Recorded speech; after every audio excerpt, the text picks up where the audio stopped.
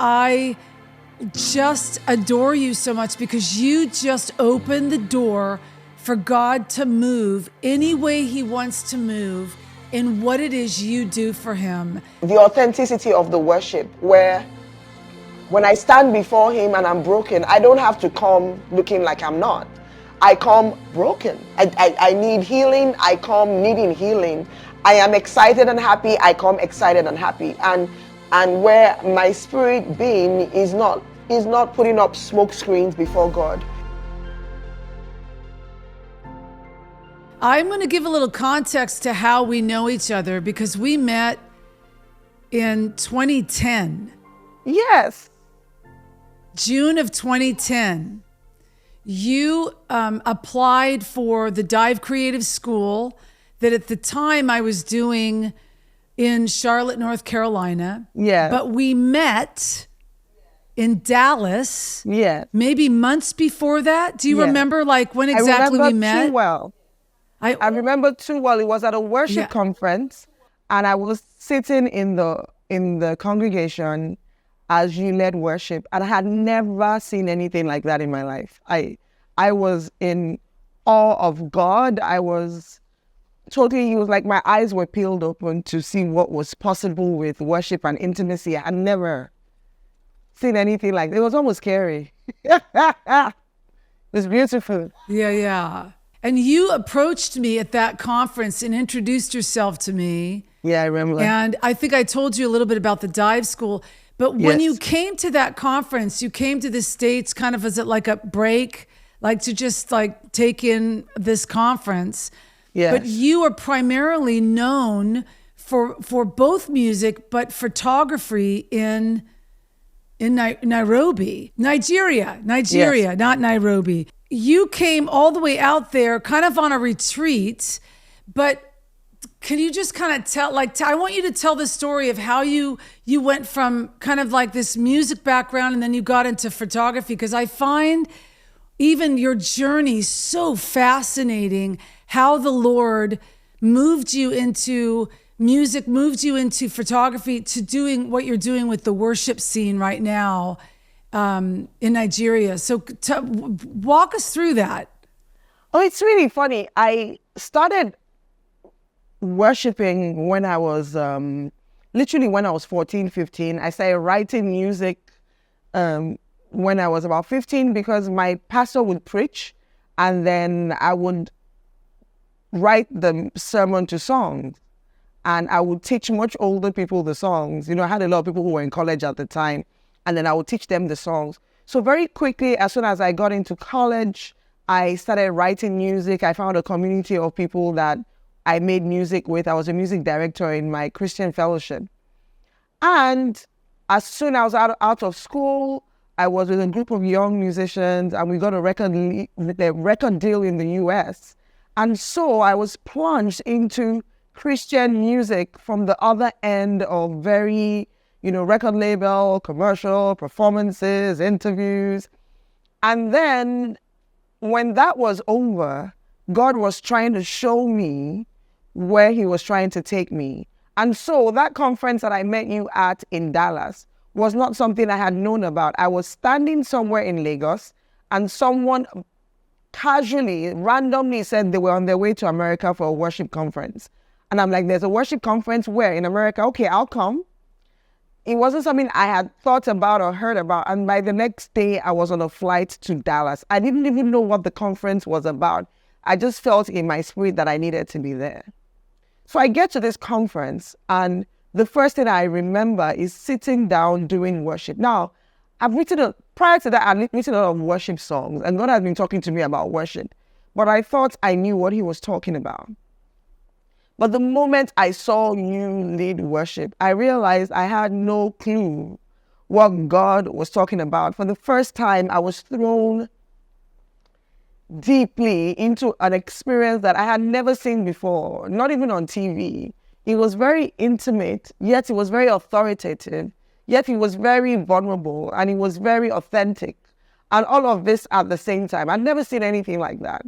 And I wanted to know more. So when I found out about your dive school, a few months afterwards, I left Nigeria again and I came for the dive school. And I will not lie to you. Nothing about my life has been the same since then. It's been one long journey of God showing me the secret place, and showing me the power of worship and the authority that we have in worship, and how to war in worship, and how to heal in worship. And so my entire life and musical journey has been one long thread from that time that I met you.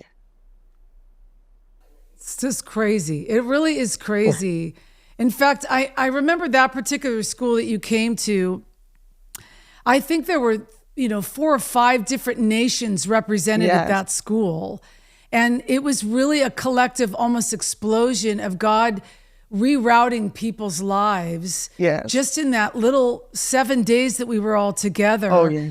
And there was such a beautiful connection to you, because you are a very well-known photographer. I think at the time you were working for, I think, the government there, for the president there, taking photographs of all of these kind of dignitaries, and I just was like mesmerized by the craziness of your life, and how all of a sudden worship became. I mean, this show is called "Worship is a Weapon," and my conversations with you were so much about that, so much about the fact that worship almost became this really beautiful weapon that you realized had all this authority to it in your own life. How did that change when you got back? Because it's not like you went full into worship and stopped doing photography. No. Photography for you is almost like worship. It is. And it is almost like a weapon, the way that you would describe it. Yeah, I want you to tell some stories about that, because I found that so fascinating with the creative and your link with photography being such a form of worship. You know what's really strange is that my photography and my music kind of took off exactly at the same time. And I remember I started off as a documentary photographer, but even with my documentary work, I always made portraits. I was always drawn to people. And I was also always drawn to beauty in the sense that it didn't matter what the subject was. I was going to find what was beautiful about the soul of the individual. And I was always drawn to calling out, what someone was carrying on the inside. So it was almost like photography was where I got to do it in real time, where, what God was dealing with me prophetically, I could express artistically in my connection with another human being. And to find worship where he did that for me. So it was almost as if everything God did for me in the place of intimacy, I now had a form and an art form that I could do that for someone else. So it was almost as if the conversations that God was having with me in the intimate space, I could have those kind of conversations and kind of be like a bridge between God and someone else to let them know that in fact they are beautiful and they are valuable, and that he can see them, And so for me, they've always worked hand in hand. I make my best work when I'm most connected with God.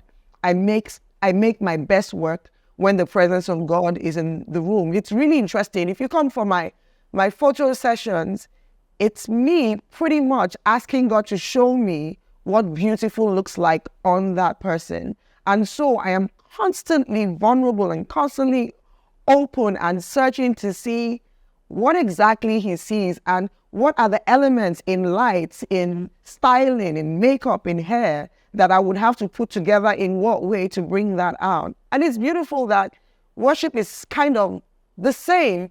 It's like we are drawn and we are facing him, and, he has our attention. But in that moment, he also is looking upon us and looking at us.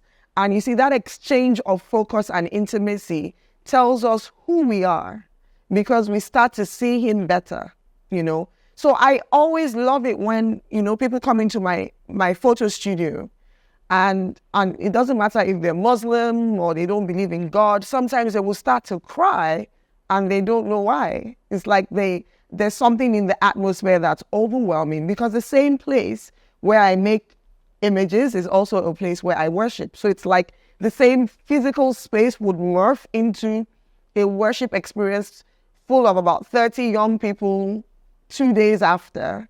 And then it becomes this place where there's makeup artists and stylists and hairstylists and everybody working creatively together. So my life has always been that endless fusion where the images come out of the music and the music, would lead to better images. There's always been that fusion of light and sound. It's always worked that way for me. Always has. Your photography, was there a time in your life where you felt like the strain between, should I do music or should I do photography? Was there ever like a wrestle between those two creative worlds for you? There was initially a wrestle between photography and music when I did not understand why I had the both of them. The moment that I realized that I needed one for the other, I stopped the wrestle. So the last album that I made, I never had to stop making images to make the music. It was almost like I was composing the sound the same way I would build upon an image, the same way I would build layers within an image and create a foreground and a background and decide where the focus is, decide where the light should be, where the highlights and where the accents should be. So I feel like imagery and light has taught me more about putting music together than anything else has. They're exactly the same. It's like in music there's highlights and shadows. In sound, it's either really, really heavy or brilliant. It's the same thing. A good image is a beautifully composed image. A beautiful song is a beautifully composed song. It's the same thing. And I feel like spiritually, it's like what photography forces you to do is to look at people and to see people and to have compassion. And so when I write music and I write worship, even though it's an expression of my love and my intimacy with God, it's like I have compassion for other people and I want them to come in and experience the same thing that I'm experiencing. So that compassion is what drives my musical style. It is what causes me to, be hungry for a young generation of people to know Him intimately. And so I would write worship music, but I would put it in Afrobeats, which is like the language of the young music of Nigeria. And I would take them from Afrobeats. In the same song, I would throw them into deep prophetic music to realize that genre was only just a tool. It wasn't the form. And so it's in understanding the way, looking at people and seeing people and having empathy for people is what drives the sound that we release in the name of worship, because worship is a personal experience. But when you are an artist and a musician, your desire is to pull other people into that thing that you experience so often, that is so special, but you don't want it for yourself alone. Now you want it for a generation. Now you want it for a country. Now you want to spread it like a virus through the continent of Africa. Now it's your dream that, the sound and the genres can mix from continent to continent, where you now create that communication between people of different cultures. That's what the experience has been for me, or is for me, and I'm really having a blast with that. Yeah. Yeah, I mean, I think one thing that just fascinates me about you is that whole sense of creative thing that you've got. You look at the way you take a picture, the way you sing a song. And that's always just been, because not everybody understands the beauty of the creative expression and what God loves about creative expression. And you would go after even I remember a few times when we were together, you told me these crazy stories of encounters with God in your photography that almost blew my mind. I remember you were telling me once about this really, I don't know if it was like It was a regalia, kind of a horse show somewhere that you'd never been, but you'd always wanted to take pictures. Please share that story, TY, because that unraveled me. I literally, and sent me to a place with the Lord where I have never forgotten that image that you brought up and what God was doing in the midst of that. Please tell that story. So I think God used a photography encounter to teach me about royalty and what it means when he calls us royalty or royal priesthood and what it really means. So I got permission to go to the northern part of Nigeria to shoot the Emir, of Kano. And I remember that one of the first things explain what that is. People wouldn't necessarily know what that is. Yeah. So there's a king in the northern part of Nigeria called the Emir of Kano, and he's like a very, very big political, a very big royal leader in that part of the country. And it's a throne that runs for centuries and centuries. It's a very, very big deal. And having access to the king is a very big deal. Like, very few people can say that they've actually made portraits of the Emir, because it's a very traditional throne and there's no access. So let me give an example. Whenever you see the Emir, you never see him in between two positions. So if he's sitting on a horse and he has to get down from a horse, 10 people with a regalia like mine would literally stretch out their hands to cover him so that you never see him vulnerable, getting halfway down a horse. You either see him sitting on a horse or you see him standing. You never get to actually experience the process of sitting to standing. That is how revered the Emir is, So I remember that I had gone in for that shoot and I was given a lot of favor and access, and I was able to go into rooms where no one had photographed before, especially no woman had photographed before. And for me, it was very, very big deal for me, because I understood what it meant, that God had opened the door for me. But I thought he was opening the door for me to have a cultural experience. But then I realized that he was opening the door so that I could have spiritual understanding. So I remember once, whenever the king would be on his way to a venue, then the crowd will start to chant, Jarachi, or something like that. And I would like, what is all this commotion? There'll be commotion everywhere, and people will be shooting guns, in the air, and some people will be blowing on the kakaki and I was wondering, what is happening? Why is all this chaos? And everybody would say, everyone is chanting, adjust yourself, he is coming. Adjust yourself, he's coming. That means prepare yourself, stand in proper position, because he's on his way. And I thought, oh my God, doesn't that just tell me about who God is? And I assumed that was an allegory for God. So the next day, when all of this was over, when I went to pray and spend time with God, I remember I was chanting and I was going, God Almighty, I've come to worship you. You are here. And I was going on in this very dramatic way. And it was almost as if I felt God roll his eyes at me and go, my daughter, you are royalty. When you walk into the room, every spiritual entity will adjust itself into position because you have come. So it was God showing me the power of who we are as children, as sons, as daughters of God, the authority that we carry. And if a human royal position could carry that kind of authority, then you must be aware of what happens when you walk into a territory or when you walk into a room. Everybody knows you're on your way. Everybody in the spirit begins to adjust properly. There are angels on your side. Even the darkness knows that you've come. And it's amazing how God will teach me these very strong spiritual lessons through photography commissions. That's crazy. And then you did get to photograph him. Oh, yes, I did. Oh, yes, I did. And I remember it was really strange because he very traditional, very beautiful though. It's the most beautiful, I will share some of the pictures, but it's the most beautiful thing you've ever seen, because everything is royal, down to the shoes, down to the turbans, down to even the way he speaks. A king doesn't waste words.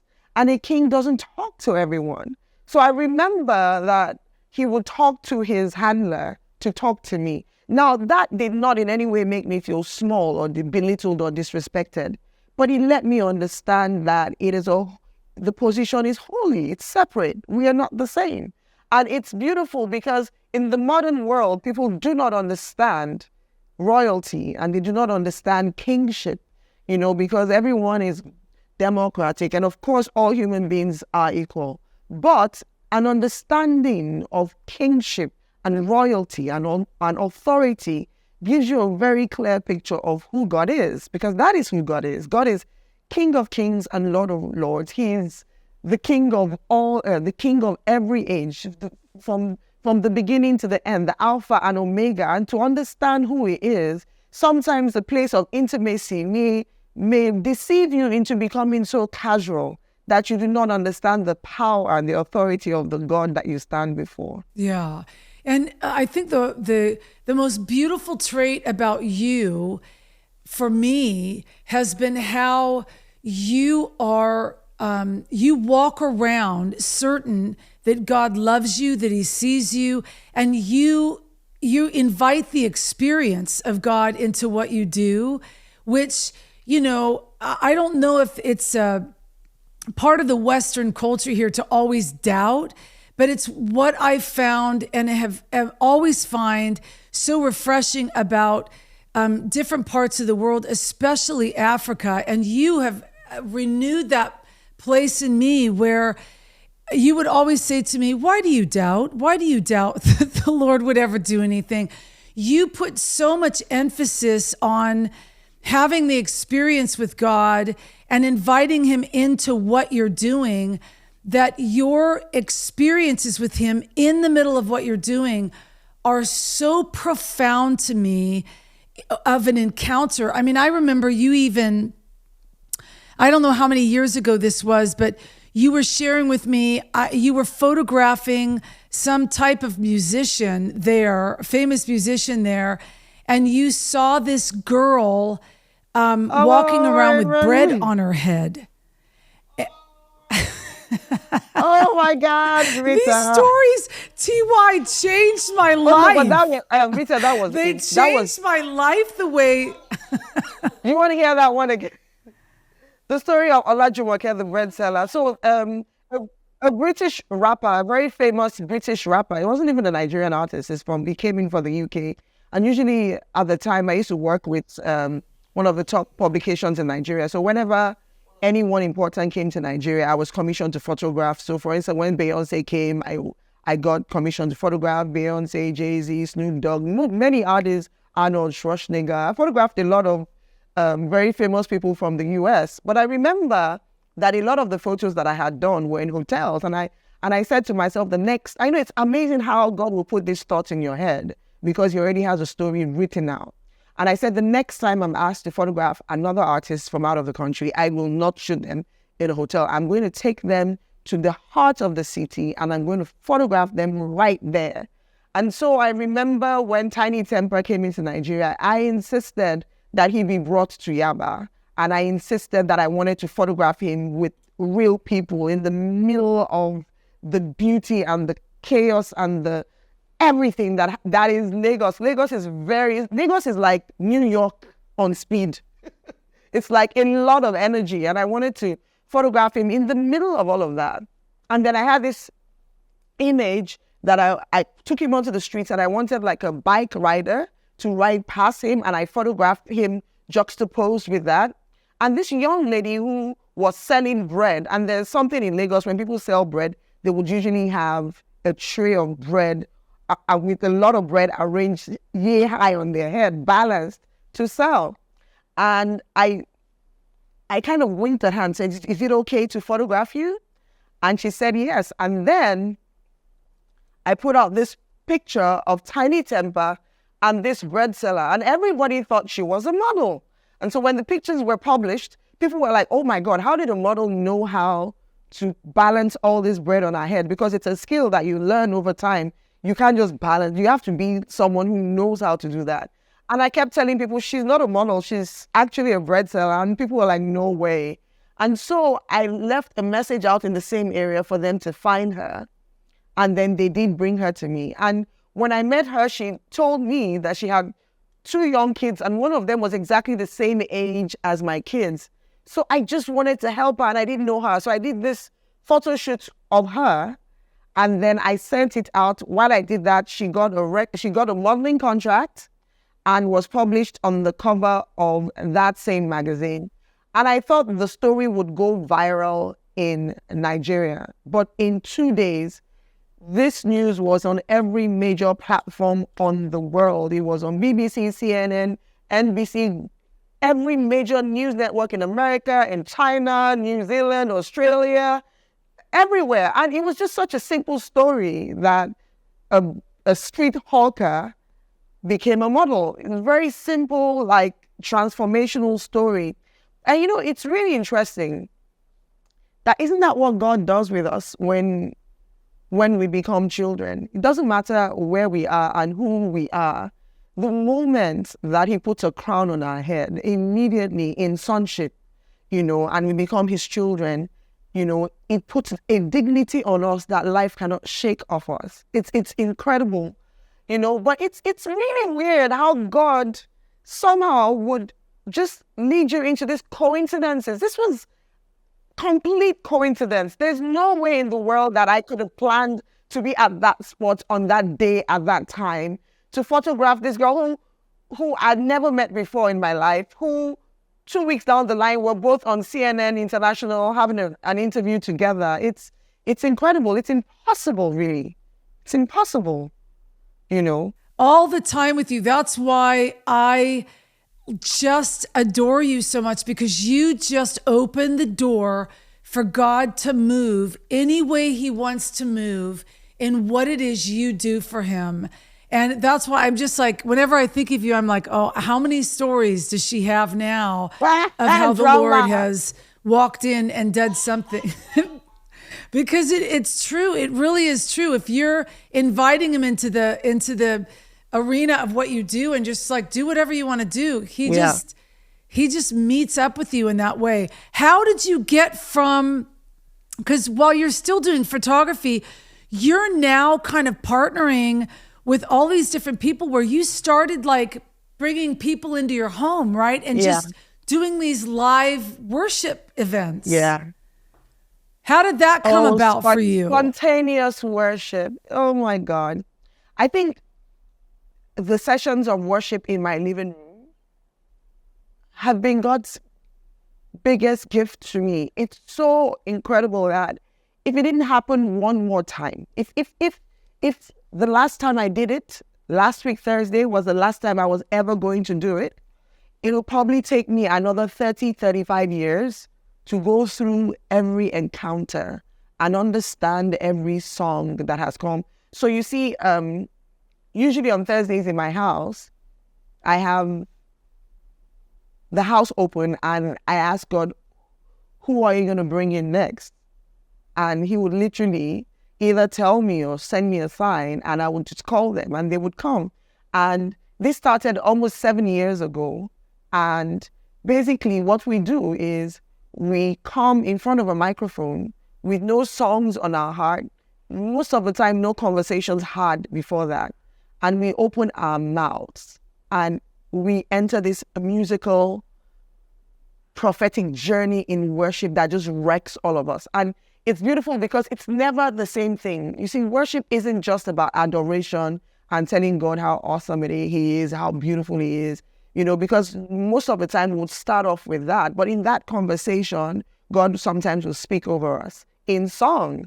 I know some of his songs are really interesting because they're absolutely and completely spontaneous, but then they'll come with verse 1, verse 2, verse 3, bridge, chorus, refrain. Like sometimes they would come as songs that are so perfectly written without you trying to write them. Sometimes it would come so abstract and near chaotic, but make perfect sense. But I know that at the end of each session, no one remains the same. Every question has been answered. Every doubt has been reassured. Every conversation that you've been trying to have with God has been had. everything that he's been trying to tell you and you wouldn't listen has come to you in a song. And it's the most beautiful thing. And I remember when we started sharing these things, nobody was really watching. And then, but over the years, people have, have tuned in, and they've just been able to navigate with these sounds. And it's incredible. It's incredible. You never know what the songs will be about. I remember during the COVID, when COVID started, and just before the lockdown, I had a friend of mine now coming to Nigeria, and I all the while I used to hear her name, I thought she was a man. And I heard, oh, Tomi Favored is in Nigeria. And I'm like, oh, really? And I called her. She showed up at my house, and we did a song together called Passover. And this was just before the lockdown. And I remember that when we released this song, prophetic dancers and flaggers from all over the world literally took Passover as an anthem to speak over the land. And a lot of people would go in front of hospitals and play Passover and flag and dance. And there was nothing we did from our end to make this happen. We didn't reach out to a bunch of dancers and say, oh, this is a good song for that. It's beautiful to know that when you tie yourself into what God is doing and you make yourself an available, vulnerable, open mouthpiece for God, then there's no telling what he does. Sometimes they're little things. Sometimes he's not doing anything in that session for the nation. Maybe he's dealing with my selfishness or my small mind or my self-centeredness or my doubts and my fear today. But tomorrow he may be speaking over the nation. He may be speaking over the economy and healing the country. The next day he might be opening a door for other people. So it's beautiful what happens when we actually spend time in worship, because it's a two-way street. You never know what happens. You never know. Yeah. Do you find that, I guess for me, there's such a vulnerability in that, what you're doing, because in the Western culture, we're so used to putting the song together and hoping that everybody like it. And what you guys are doing, there's so much of, I know you do it, but there's a lot of friends that you have that are doing that same thing. And I'm seeing reels and all kinds of stuff now constantly with this just live, spontaneous thing that's happening.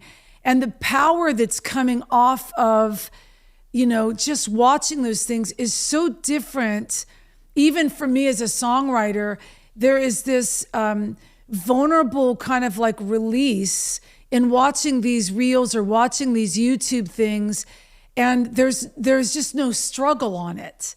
And I'm wondering, is there a turning that we need to get to in worship where we stop striving to find the perfect song and just start singing whatever we need to sing that the Lord's asking for? Like you're saying, like one day it could be this and one day it could be this, and you never really know what the Lord has, but the agenda isn't like written out in stone. You just show up and you do it.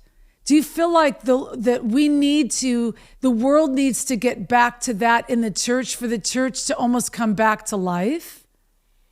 I believe that while the way things are structured in many contexts may be necessary and they actually work and there's nothing wrong with it, I know that there's a beauty in separating time to letting God release sound over us and through us, and allowing ourselves release sound to him, void of any agenda, where whatever the sound is, it is. It doesn't have to be anything, as long as it is authentic. I think it's the authenticity of the worship, where when I stand before him and I'm broken, I don't have to come looking like I'm not.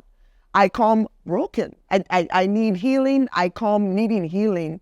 I am excited and happy. I come excited and happy. And where my spirit being is not putting up smoke screens before God, where the sound is exactly where I am. And I feel like that liberty and freedom in that context because it cannot be in every context. You know, it's a very, very unique and very beautiful context, really, because, you know, I found it, and it's such a beautiful place where I've created a place, not just in front of the microphone, but even if it's just in your time with God in the morning, to open up your mouth and sing to him a new song, not knowing where the song ends, not knowing where the song can go, and having every expression, every instruction come through the song, every prayer come through the song, every desire, every spiritual, everything that the Spirit of God is trying to pull on the inside of you and stir up on the inside of you, come out through a song.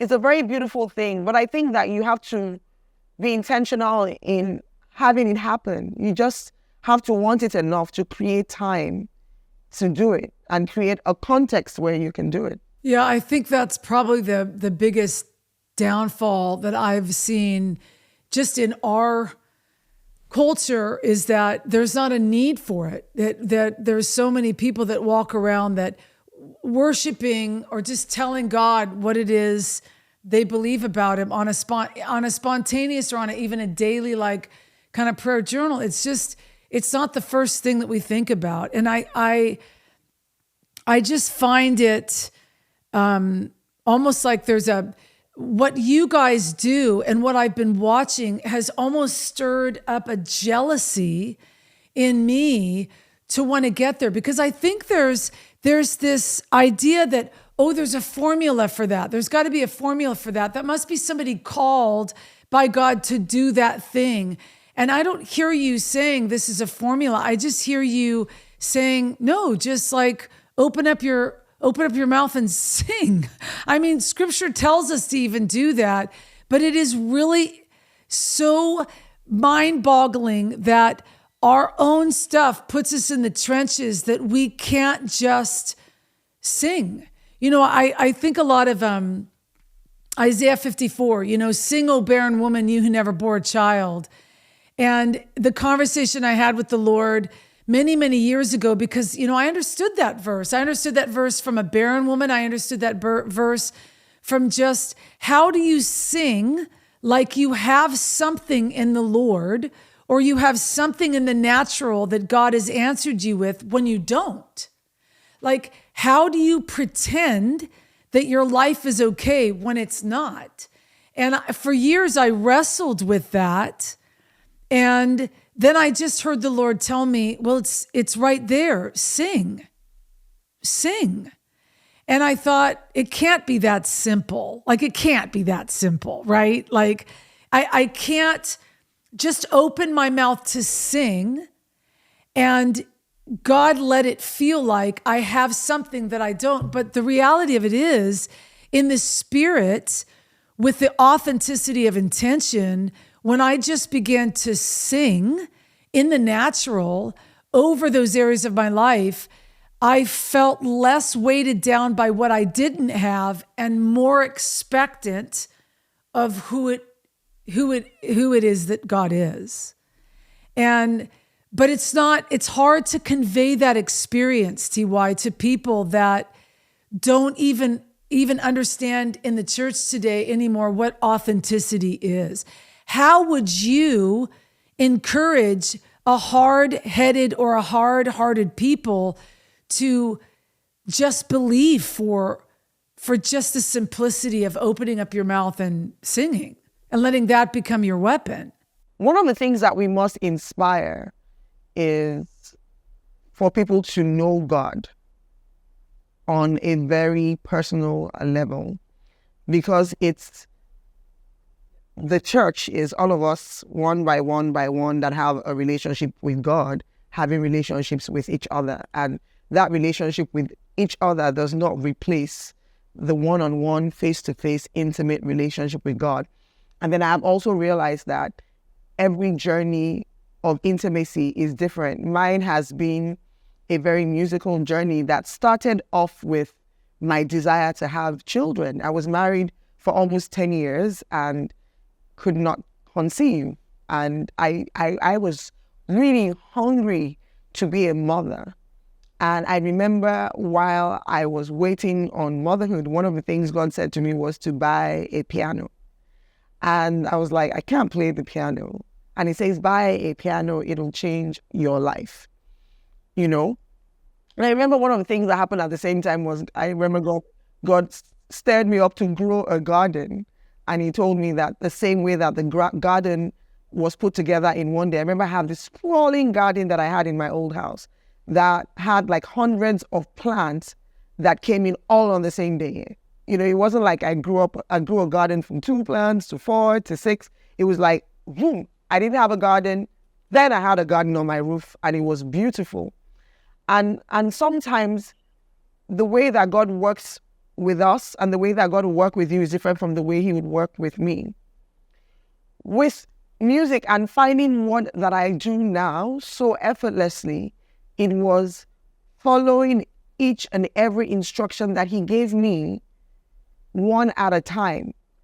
I don't know the connection between the garden and the music. I don't know the connection between, I can see the connection with buying that piano and the music that we make today. But I remember that when I got pregnant, I had like a major writer's block. I felt like my ability to write songs had completely dried out. I thought it was completely over. I could not write anything. I remember when I was in Dallas then, I had, hung out with a producer for an entire weekend. And we unsuccessfully wrote 2 lines at the end of one weekend. And even though I wasn't making music and I wasn't able to write anything, every time I spent time with God, he would talk about what's happening now. He would talk about these songs and these sounds that would come to me. Yet, nothing was coming to me. There was nothing.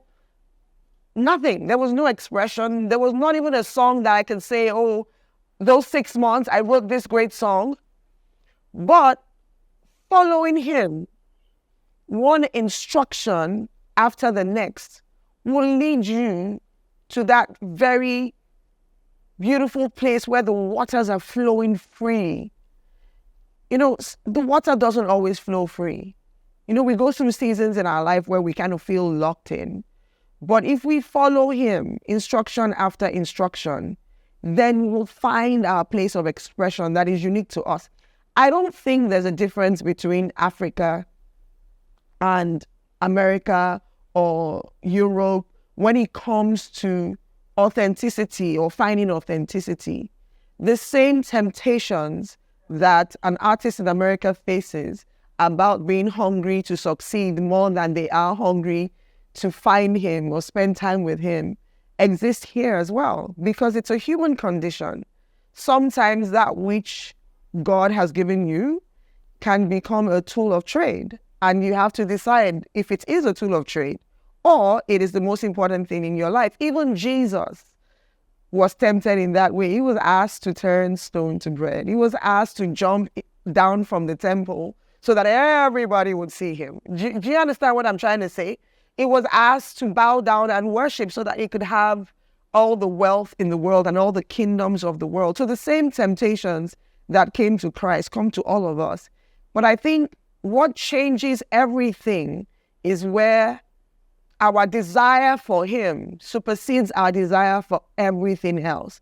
When that happens, then we really don't care what people think. We really don't care if people listen. We don't care as much if people, don't understand it yet or don't like it. A lot of the music that I make is not always very pretty, but it's very authentic. That is the sound of my spirit, is the sound of everything that I am culturally, as a human being, as a Nigerian, as the music that I grew up listening to. So my expression in worship may not sound anything like you, Rita, because we've come musically from a very different place. But I know that God is not Nigerian and God is not American. And so what matters to him is when I come with my heart open to a sound that he knows is authentic, a sound that he can recognize, a sound that is spirit and truth. You know what I'm trying to say? So the temptations are the same. It's just more about value. What do we really value? If you value industry, then be sincere about it. It's a decision to say, that is why I'm in this. This is why I'm here. I'm here for industry. it's a decision that someone can make. And that is their decision. I can't say, oh, I want you to do it like me, because I have my own way and I have my own little economy of life and how I do life and how I trade time and how I trade my gifts and how I work, But for me, music is that place where I serve him and where he takes care of me. It's where I take instructions. It's also that place where I can get anything I want. I mean, there's absolutely nothing that my heart desires that I cannot, in the place of worship, lay it down before him. And sometimes I will lay it down before him and he completely takes it away from me. And he's like, no, that's not for you. But sometimes I'll bring this huge, impossible ideas and say, God, I want that. And he's like, absolutely, sure, you can have that. So it's just that place of intimacy between father and son, between king and subject, between Jesus, my brother, the firstborn. It's everything. And there's no one way to do it. Just make sure that in this life, that is the one place where it's true.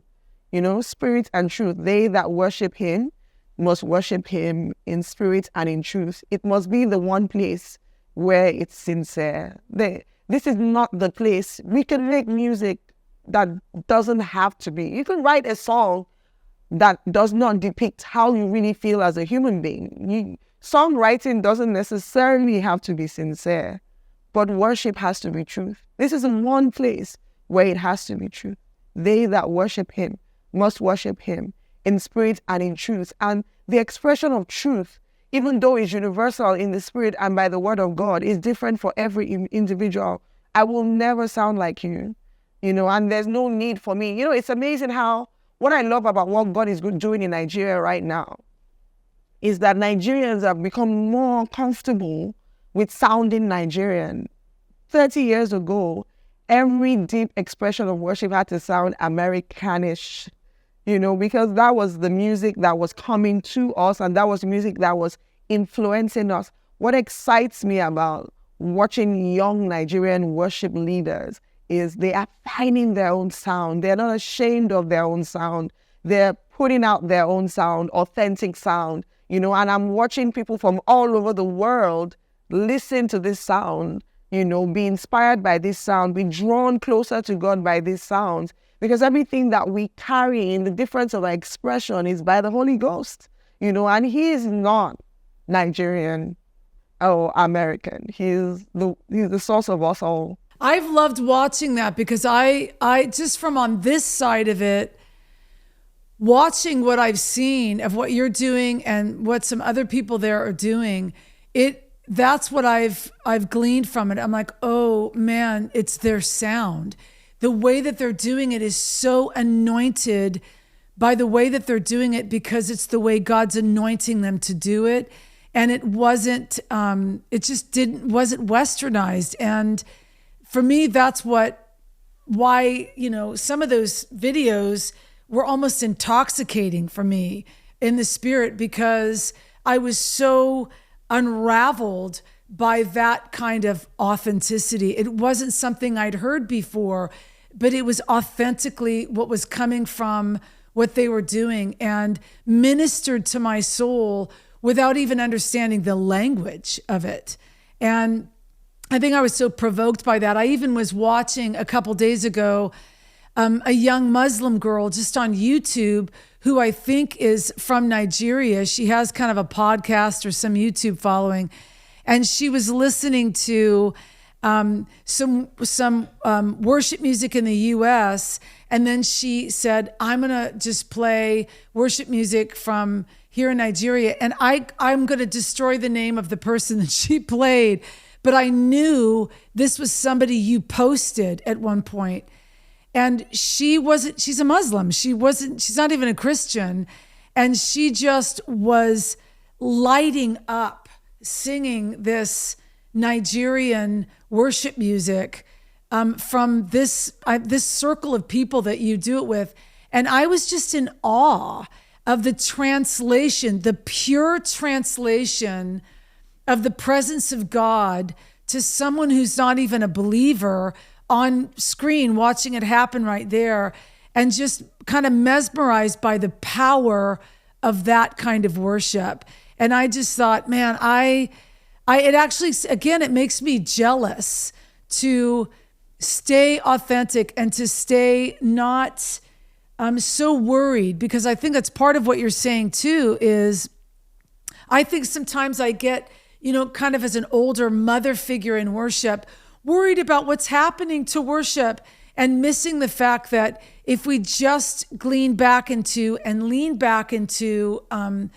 you know what? Where's your heart? Where's your need? What do you need God to do? And let's just tell him and make it almost, bring it back to this simplistic format, I think is quite beautiful. It's really quite beautiful. So I love that you're doing this. I'm so grateful for who you are. I'm stunned by what God does with you all the time. It's just, I think I could tell stories about you all the time, because from what you do in photography to what you do in worship, it really is truly absolutely stunning. I stumbled on a scripture in the book of Acts where it says that I will rebuild the tabernacle of David so that the pagans can come. And a lot of times when we talk about spreading the gospel, we think that the way to spread the gospel of Jesus is merely by being more strategic and going outside and speaking to the world in a way that they would understand, and then they can now see Jesus. But what God is saying is, I will rebuild the tabernacle of David, that place of intimacy with God and contact with God, so that the pagans can come. It's amazing that when you begin to worship in spirit and in truth, like we just spoke about, the glory of the Lord will fill the earth. Then those that don't know Jesus will hear.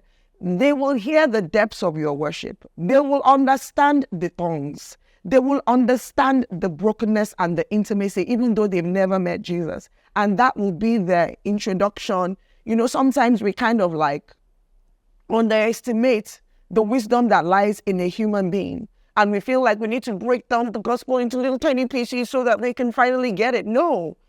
Everyone who ever meets Jesus will get it. It's not, they don't need you to say, oh, this is exactly. No, they will get, every human spirit will recognize Christ when they see him. And so when the sound that we make is from him and to him, nobody on earth, is free from that. It's like a virus. I remember when we released the last album, I remember one of the prophetic words that I got was, where is your place in the secular music charts? And I was like, okay, God, I started off worship from being in the secular music charts without trying, but then I've spent the last 10 years trying to make sure that that doesn't matter, and that is not my goal. So why are you asking me where is my place in those charts? But then he started to explain to me that when I said that to you, I didn't necessarily tell you to make music from the outside. You kind of have to come deeper within so that those on the outside can hear you. It's not by watering it down or making it neutral that they would hear you. When it's authentic and it's true and it's legitimate, everybody knows what authentic expression and artistry is. Everybody can hear it. So I remember that I took that risk this time around, and I said, okay, it was going to be all true. So it's everything from Afrobeats to tongues, to everything that I am by nature. And I remember that when we released the album, it became the number 2 album, not gospel album, in Nigeria. And Nigeria's music scene is very big. It's huge. Music from here charts in the US.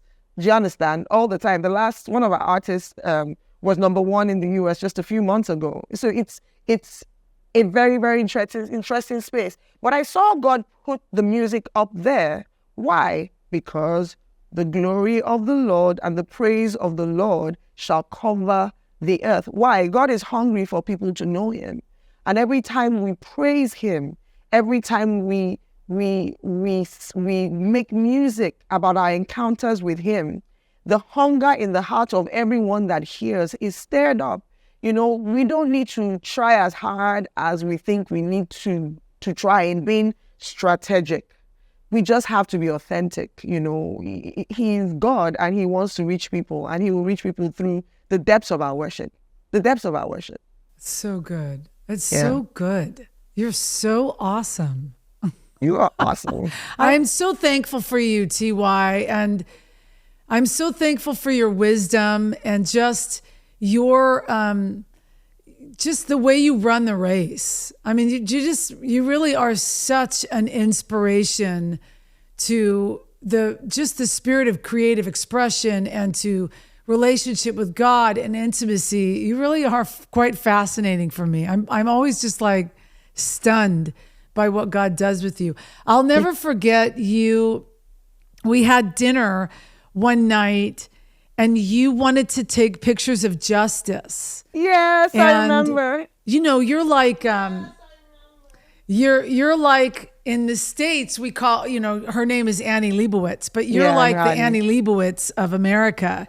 And so I was like, you wanted to take pictures of him. And I'm like, oh my gosh, to get TY Bello to take pictures of my kid. Are you kidding me?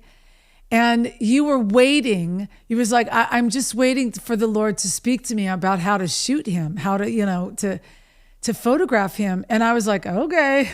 And then we were at dinner and he used to love those little packets of sugar.